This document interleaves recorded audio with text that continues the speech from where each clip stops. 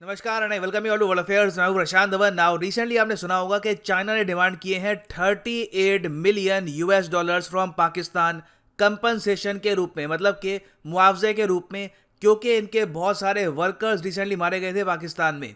यहाँ पे आप देख पाओगे, इस पे आर्टिकल है, China demands 38 million dollars from Pakistan for dead workers. Pakistan के लिए यहाँ पे प्रॉब्लम यहाँ पर ये आती है कि 38 मिलियन डॉलर्स को आप अगर कन्वर्ट करते हो इनटू इंडियन रुपीस तो ये अमाउंट बनता है अराउंड 290 करोड़ रुपीस। फिर इसको आप अगर कन्वर्ट करोगे इनटू पाकिस्तानी रुपीस तो ये अमाउंट बन जाता है अराउंड 660 करोड़ रुपीस। नाउ मैं यहाँ पर ये ऐड कर दूं कि जो ये रिपोर्ट्स हैं इसके बारे में सबसे पहले लिखा है पाकिस्तानी मीडिया ने। पाकिस्तान का एक बहुत ही फेमस न्यूज आउटलेट है बिजनेस रिकॉर्डर। इसने यहाँ पर लिखा है कि China links resumption of work to payment.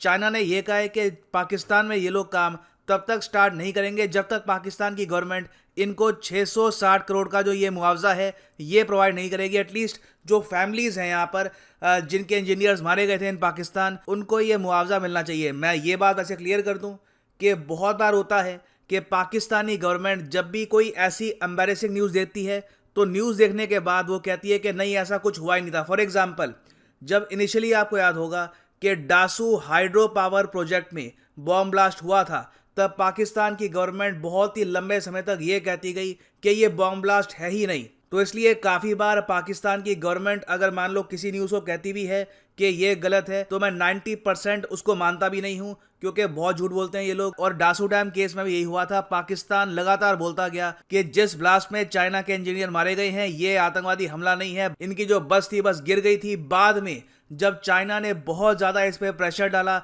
कहा कि हम खुद अपनी टीम भेजेंगे इन्वेस्टिगेशन करने के लिए, तब जाकर पाकिस्तान ने अपने यहाँ पर स्टांस चेंज किया और ये कहा था कि हाँ ठीक है, यहाँ पे बॉम्ब ब्लास्ट ही हुआ है। तो पाकिस्तानी मीडिया इसलिए यहाँ पर ये कह रहा है कि बहुत ज़्यादा जो वेल इन्फॉर्म्ड सोर्सेज हैं उन्होंने इनको बताया है कि चाइना ने यहाँ पर 660 करोड़ का जो ये मुआवजा ये मांगा है। कल को सकता है कि पाकिस्तान फेस सेविंग करने के लिए इसको डिनाई भी कर दे, वो कोई बड़ी बात नहीं है, वो काफ़ी बार ये लोग करते भी हैं। और वैसे अगर ये न्यूज़ आप प्रॉपरली फॉलो नहीं कर रहे फ्रॉम द बिगिनिंग तो मैं आपको ये बता दूं कि पाकिस्तान का जो नॉर्दर्न एरिया है वहां पर ये लोग कंस्ट्रक्ट कर रहे हैं एक बहुत ही बड़ा hydro power project, Dasu hydro power project.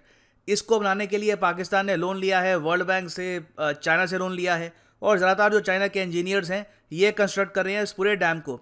अब काफ़ी बार क्या होता है कि सिंस ये डैम एक बहुत ही बड़े एरिया में बन रहा है तो लोग ट्रैवल करते हैं रेजिडेंशियल एरिया से डैम की तरफ।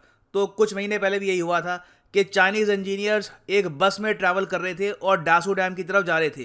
रास्ते में बस में हो गया बॉम्ब ब्लास्ट और 13 लोग यहाँ पर मारे गए, जिनमें से 9 थे यहाँ पर Chinese workers. Now initially Pakistan ने ये कहा कि ये कोई बॉम्ब ब्लास्ट है ही नहीं, बस यहाँ पर बस उलट गई थी और उसके बाद एक छोटा सा ब्लास्ट हुआ है, यहाँ पर कोई आतंकवादी संगठन इन्वॉल्व है नहीं। बाद में चाइना ने इस पर बहुत प्रेशर डाला इन पर, फिर इन्होंने यहाँ पर क्लेम किया कि हाँ ठीक है ये बॉम्ब ब्लास्ट है। अब देखो इंटरेस्टिंग बात ये भी है कि एक बार जब क्लेम कर दिया कि ये बॉम्ब ब्लास्ट है, फिर यहाँ पे जो इल्ज़ाम है इसका वो डाल दिया सीधा रॉ पर। इन लोगों ने यहाँ पर ये बोलना स्टार्ट कर दिया कि जो भारत की इंटेलिजेंस एजेंसी है रॉ, इन लोगों ने पाकिस्तान तालिबान के साथ मिलकर ये अटैक करवाया है। मगर चाइना की सरकार ने ऑब्वियसली ये सब जो क्लेम्स हैं इनको एक्सेप्ट किया नहीं ऑफिशियली।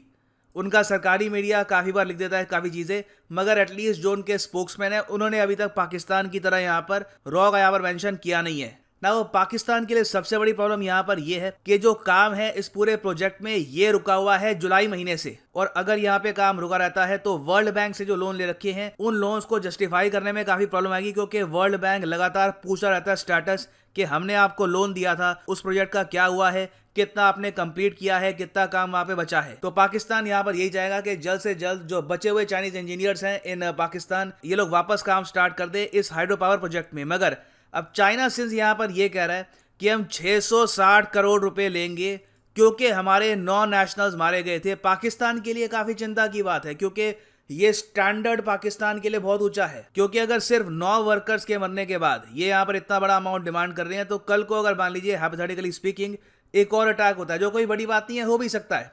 पाकिस्तान में सिक्योरिटी सिचुएशन जेन्युइनली बहुत ज़्यादा ख़राब है।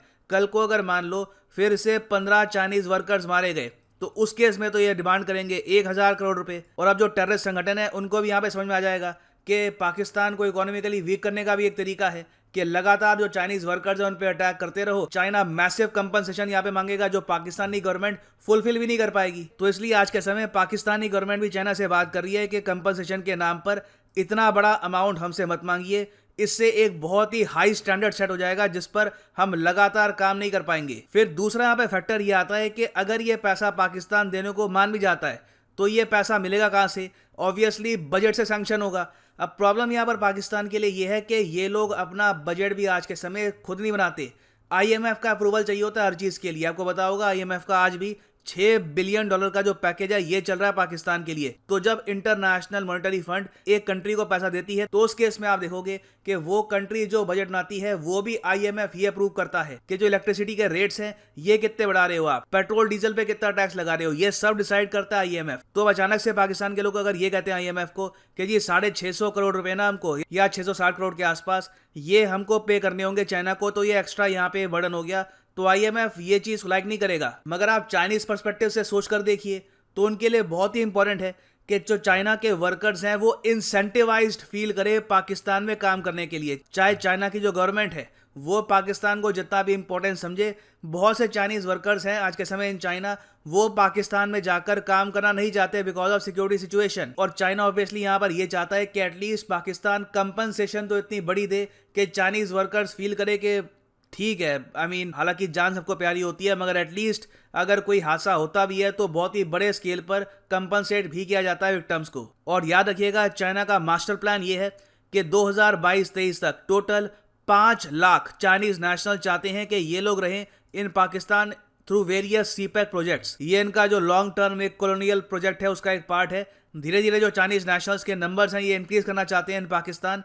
तो उसके लिए ऑब्वियसली इंपॉर्टेंट यही होगा कि अगर कोई हादसा होता है तो पाकिस्तानी गवर्नमेंट उसको हैंडसमली कंपेंसेट करे। तो देखना यहाँ पर काफी इंटरेस्टिंग होगा कि इवेंचुअली पाकिस्तान ये अमाउंट चाइना को देता है या फिर ये लोग कहते हैं कि ये अमाउंट पहले सीधा चाइना पाकिस्तान को दे दे और पाकिस्तान सीधा जो चेक है ये पकड़ा देगा वर्कर्स को। This will be very interesting to see कि ये इशू दोनों कंट्रीज कैसे रिजॉल्व करती हैं। और फाइनली यहाँ पर मैं ये भी ऐड कर दूं कि जो यूपीएससी एग्जाम के कॉम्बो पैकेजेस हैं ये आप परचेज कर सकते हैं फ्रॉम unacademy.com। सिंपली यहाँ पे जाओ कमेंट सेक्शन में, यहाँ पे आपको मिलेगा ये लिंक, इस पे करो क्लिक और यहाँ पे आप परचेज कर पाएंगे ये यूनिक कॉम्बो पैकेज जिसके अंदर आप यूपीएससी प्रीलिम्स, मेंस और ऑप्शनल तीनों की ही तैयारी कर पाएंगे। मगर जो प्राइसेस यहाँ पर लिखे हैं यू डोंट हैव टू पे दीज प्राइसेस, सिंपली यहाँ पे कोड यूज करो PD10 और प्राइसेस अपने आप यहाँ पे गिर जाएंगे। So use the code PD10 and save money. So इसी नोट के साथ ये है वीडियो का अंत। Thank you for listening and as always god bless you all.